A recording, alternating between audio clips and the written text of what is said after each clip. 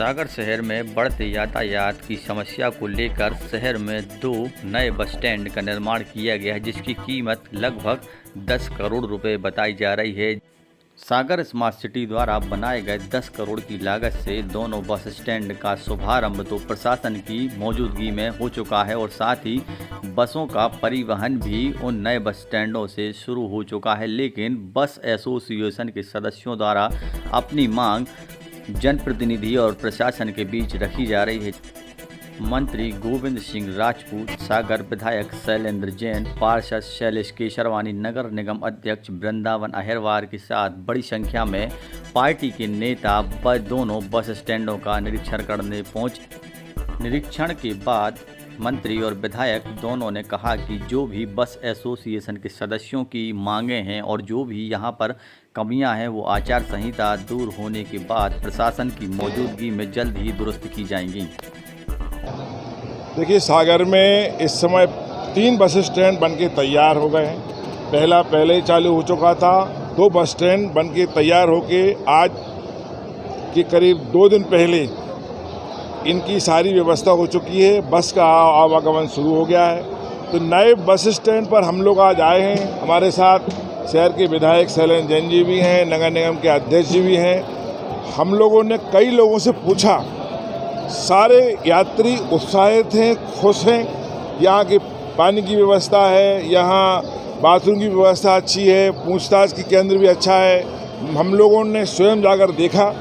अभी चूँकि bus stand शुरू हुआ है, बहुत सारी सुविधाएं होने के बावजूद भी अभी कार्य रूप में परिणत नहीं हुई हैं।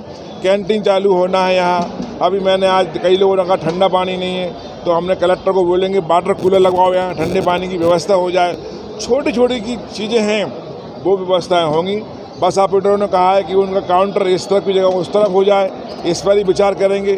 तो बहुत ज़्यादा कोई समस्या नहीं है, लोग प्रसन्न हैं। और इसके बाद हम लोग अब जो दूसरा बस स्टैंड है हमारा भापेल रोड वाला, उसको देखने भी जा रहे हैं।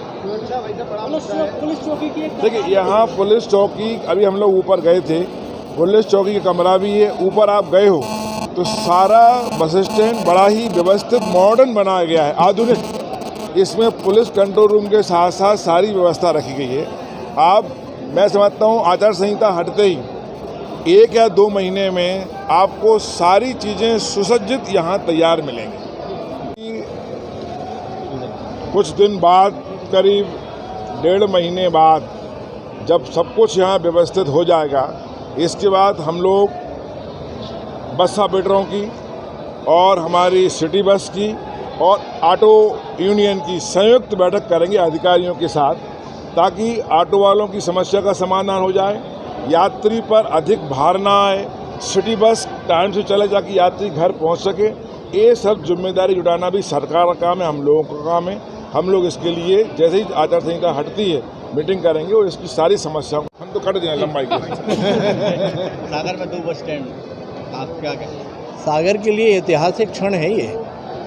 अनेक विकास के जो कार्य हुए हैं, उन कार्यों की श्रृंखला में ये जो 2 बस स्टैंड बनाए गए हैं, और अगर आप इन बस स्टैंड का मुआयना करेंगे तो आप पाएंगे कि ये बस स्टैंड गुणवत्ता की दृष्टि से और हर सुविधा की दृष्टि से बहुत अच्छे बने हुए हैं। और मुझे कहते हुए अत्यंत प्रसन्नता होती है, अगर अन्य शहरों के देश विदेश के कॉन्ट्रैक्टर्स अगर हमारी बात सुन रहे हों, वो भी सुन लें। ये भी इसका निर्माण जो है इसी सागर की माटी के सपूत के हाथों हुआ है और सुंदर काम किया गया है। तो मेरा बड़ा स्ट्रांग बिलीव हो गया है कि सागर के लोग कम से कम अपने शहर के प्रति, अपने ज़िले के प्रति उनका कर्तव्य जो है उसका निर्वहन करते हैं और गुणवत्ता का बहुत ख्याल रखते हैं। कितनी राशि से बने हैं भाई साहब ये लगभग 10 करोड़ रुपए की राशि के इसके टेंडर हुए थे। और ये आप देखेंगे कि मध्य प्रदेश के सुंदरतम बस स्टैंडों में शामिल है। यहाँ का जो जियोग्राफिकल टोपोग्राफी है, मैं समझता हूँ हिंदुस्तान के कम शहर होंगे जिन शहरों में इस तरह की लोकेशनल एडवांटेज हम देख रहे हैं। यहाँ जिस तरह की सुविधाओं की आवश्यकता है, हमारे बीच चूँकि आज माननीय मंत्री महोदय गोविंद सिंह जी और हमारे नगर निगम अध्यक्ष महोदय, हमारे जनप्रतिनिधिगण, सब लोग यहाँ उपस्थित हैं। कुछ शिकायतें प्राप्त हो रही थी, लेकिन मैं समझता हूँ कि व्यक्ति जब अपना नया घर बनाता है, घर में शिफ्ट होता है, एक घर में एक व्यक्ति का, एक परिवार के शिफ्ट होने पे निश्चित रूप से उसको परेशानी होती।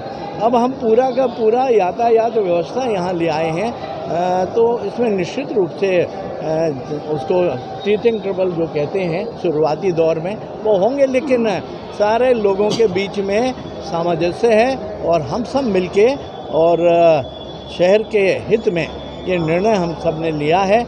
मुझे आशा ही नहीं, पूरा विश्वास है कि हम सब मिलके यहाँ पे जो भी कमियां हैं उनको हम ठीक कर लें। बसें जो दिल्ली से होकर सिविल लाइन जा रही हैं, ये अभी हड़ताल को देखते हुए आपने एक निर्णय ले लिया है, पर चूँकि पूरी तरीके से बाहर हो जाए, इसके लिए मन में है कि ये इसकी व्यवस्था कंटिन्यू रहेगी? देखिए, कोई भी व्यवस्था जब बनाई जाती है तत्कालीन परिस्थितियों को ध्यान में रख के, आगे भविष्य में अगर कोई कमियां आएंगी, कोई असुविधा होगी तो उस पर हम विचार करेंगे। कोई चीज़ हमेशा के लिए तो नहीं, कोई संवैधानिक व्यवस्था नहीं है ये, लेकिन हम अपनी सुविधा को ध्यान में रखते हुए की व्यवस्था करें।